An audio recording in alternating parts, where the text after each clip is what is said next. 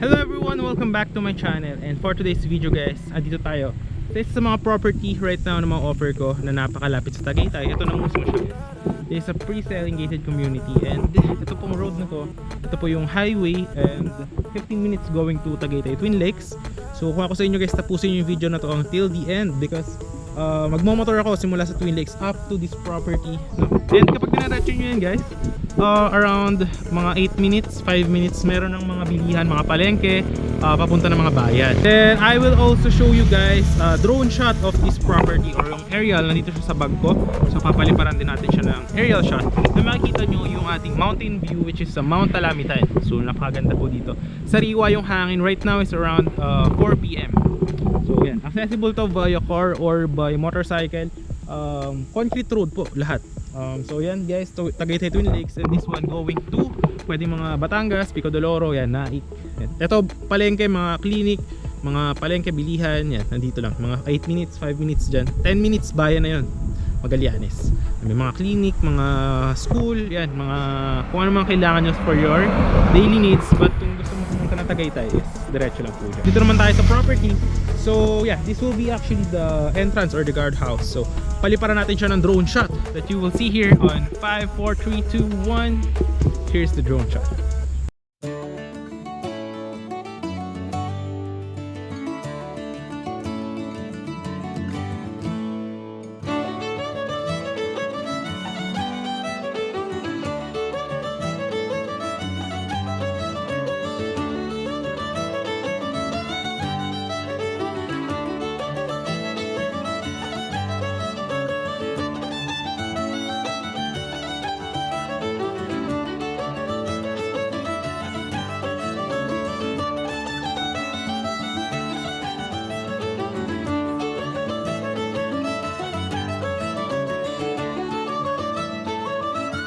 Guys, nakita nyo naman yung ating drone shot, and yeah, this will be the entrance, no? Yeah. And then nakita nyo naman yung lawak ng property tsaka yung mountain view. Yan na mismo yung Mount Talamitayan. Kitang kita naman siya sa drone. And then yeah, actually dito may available na isang lot. Ituturo ko yung mga available lots. This will be the main road. Yan, isa semento po yan. Then there will be lines for electricity and water kapag turn over sa inyo. And then yun, meron siyang lines for yung dito drainage para po talagang hindi magkakaroon ng any pagbabaha or flood occurrence. Actually dito mataas naman yung location nito kasi ang Magallanes guys is mataas siya, halos same na mga silang, so hindi po binabaha dito. And then yun dito guys, yan, may available doon isang lot, tuturo ko sa inyo. So yan, ito yung magiging concrete road. So from this one, ito yung palatandaan, from this one, ito yung stick up to here, up to this one. So yan yung magiging concrete road with drainage. Ayan. Alright. Tapos yan, mga dyan yung guardhouse. So dire-diretso dito. So ayusin din yan kasi pre-selling pa nga siya. So ayusin pa yung mga lupa natin, no? So i-level pa yan siya dyan kasi hindi naman yun pwedeng i-turn over sa inyo kung ganyan. Right. So pakita ko muna sa inyo yung isang lot, the remaining dito, 250 square meter, no? So very affordable guys. Then kapag full constructed na po ito, any house design, no required design po tayo. Alright, so tara. And guys, makita nyo to, ito di ba yung road from the entrance. So ito yung magiging concrete road from here up to this one, and up to this one. Ayan. Tapos ito, i-ano rin yan guys, i-level kasi masyado siyang mataas. So kapag dinayo ng concrete road dito, syempre i-level din yan.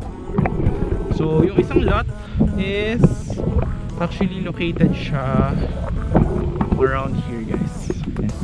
Dito. So kita nyo ba yung entrance? So around here guys, may isang 250 square meter dito. Alright. Tapos yan, i-level din yan dyan. Dito ay sold na yung isa. So magkakaroon dyan sa dulo na perimeter fence. Ang height is around 2 meters. Dito po, diretso po yan dyan. Tapos yan, pakita ko sa inyo yung doon, yung mga overlooking naman ng mga property. So tara, tingin tayo doon sa may ibang lots available. So tara, let's go.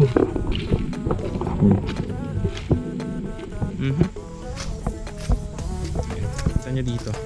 Ayan o, kita nyo na yung mga clear road clearing na yan. So, dyan gagawin yung concrete roads natin. Ito, ile-level din to kasi may mga lots din dito. So, ayusin din yun guys. Malamig dito guys pagka ano. Ayun dito, yung dulo, yun dyan, gagawin naman dyan is perimeter fence dyan. Dire-diretso po yan. Alright. Alright, ito tayo.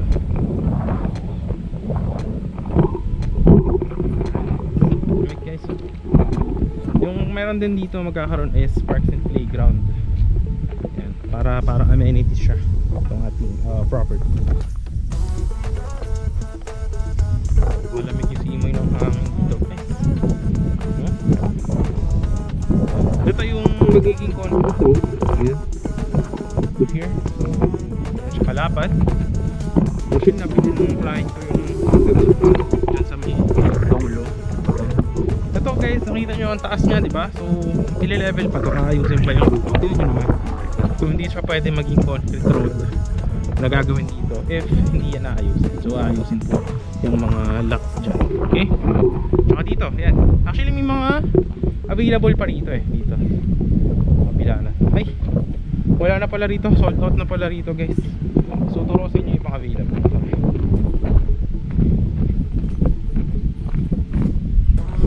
Dito naka-shorts ako ngayon guys. Nakaraan nagpapantalon ako eh. Pinag-shorts.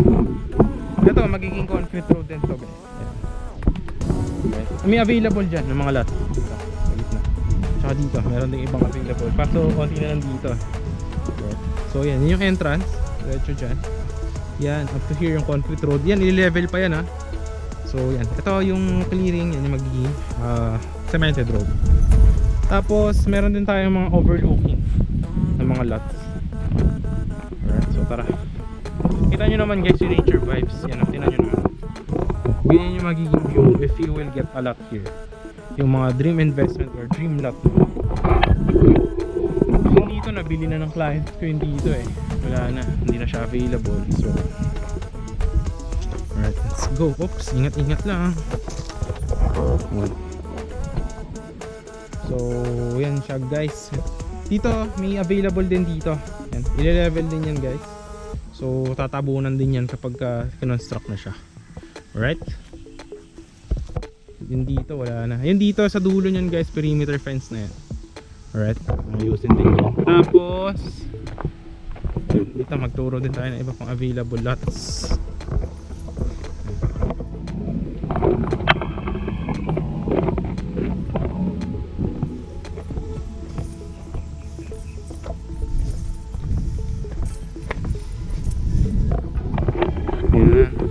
So dito guys may mga available pa sa around here, yan sa gitna.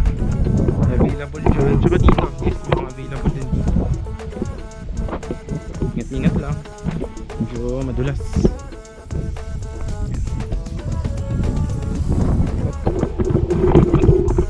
So yan guys, yun yung magiging concrete road diretso dito. Straight ahead yan. So may mga ibang available right here. Kaso limited lots na lang to guys. Last 6 lots or 7 lots ganyan. So 50 square meter yung mga cut ng lupa. Dito may available din dito eh. Dalawa ata dito. Yan. So kung bawa yan yung nakuha mong lot, ang magiging view mo is around here. So overlooking siya. Tapos at the same time meron din siyang mountain view. Kung example second floor yung house mo, kita mo yung Mount Alamitan. And dito may mountain din dyan. Hindi pa lang kasi makakita rito dahil nga on process pa rin, under development pa rin. So tara, tayo guys.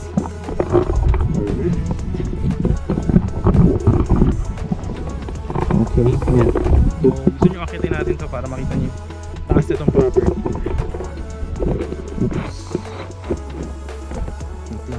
So dito guys, yan, yun yung gagawin na concrete road. Syempre, ayusin din to, ile-level pa itong mga lupa na to. Right?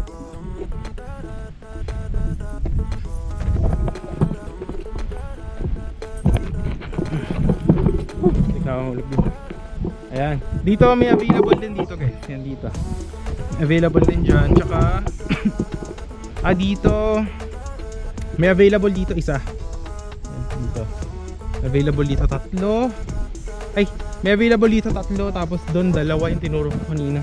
Tapos dito meron din dalawa. Tapos yung isa kanina doon sa may harap. Ayan. So nakita nyo naman yung drone shot nito. Ganun kalapad yung property. Ayan. Tara para makita nyo sa taas.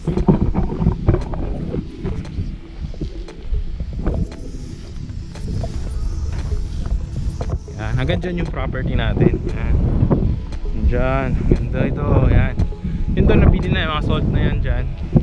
Yung may available pa is around here. Dito. So yun, yung nakita nyo yung mga lupa na i-level pa yan. Kasi ang taas niyan masyado, kita nyo naman. So ibabagsak yan para maging level siya. Tsaka para pag tinayuan ng concrete road is maganda yung hulma ng ating property. Tapos nalagyan nyo ng mga drainage, underwater drainage, concrete road, pathway yan. Tapos kapag turn over, there will be mga muhon, ganyan. So kompleto na siya with lines for electricity and water. So ayan, kita nyo naman, di ba? Ayan.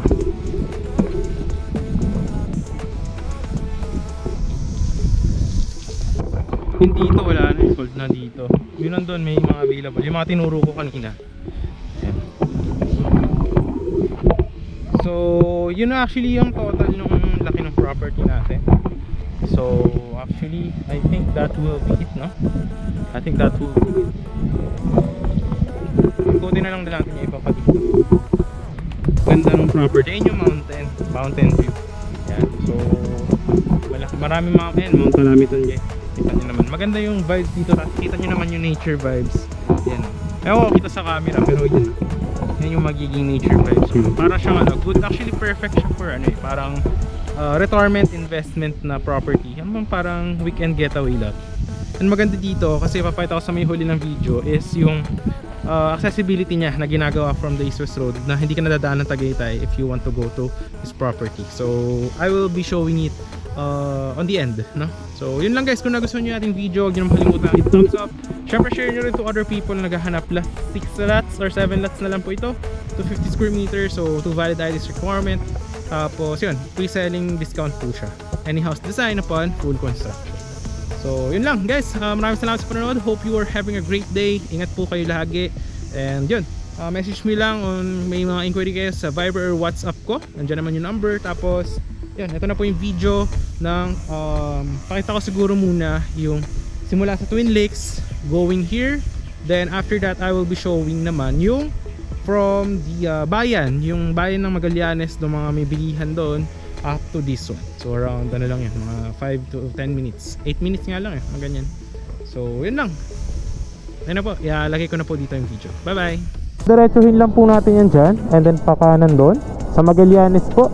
10 to 15 minutes, actually 10 minutes lang, no, galing dito. If motor, if kotse naman, exactly 15 minutes galing dito mismo sa Tagaytay Twin Lake.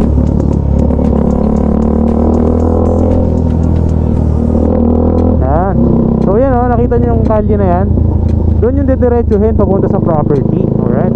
So tara, let's go. Actually napakalamig dito ngayon guys. Kung nakikita nyo lang, nagpa-fog. Napakalamig guys. Ayun tingnan nyo. Doon sa property na sinasabi ko, ganito din guys, ang lamig. At mataas siya, mataas ngayon kung makikita nyo, ang lamig. Buti naka-jacket ako.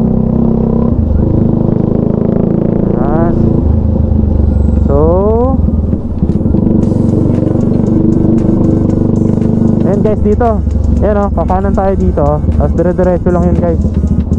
Ayan, kakanan tayo dyan. 15 minutes lang, dire-diretso lang po ito. Alright, yun naman yung ano rito, yung vibes yun nyo, Tagaytay talaga. Actually giniginawa ko ngayon guys, lamig. Hi guys, so dito guys, dire-diretso na to papunta na sa property. Yan. So ito guys, dire-diretso na yung papuntang property. About 5 to 10 minutes, 5 to 8 minutes guys. Yan.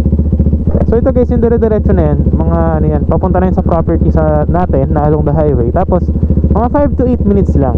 But if you are from Manila or from Expressway, no, meron to galing ng Calax.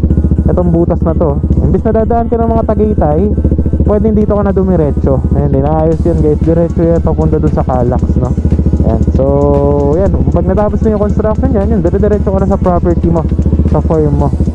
Lapit na tayo sa property. ganda oh, diba? Tapos 10 to 15 minutes lang from from Tagaytay Twin Lakes.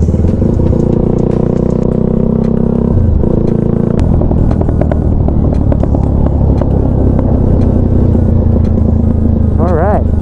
So ito na guys, yung property. Yan oh, diba? Kita nyo? Yan. So tara, punta park tayo dito sa gilid.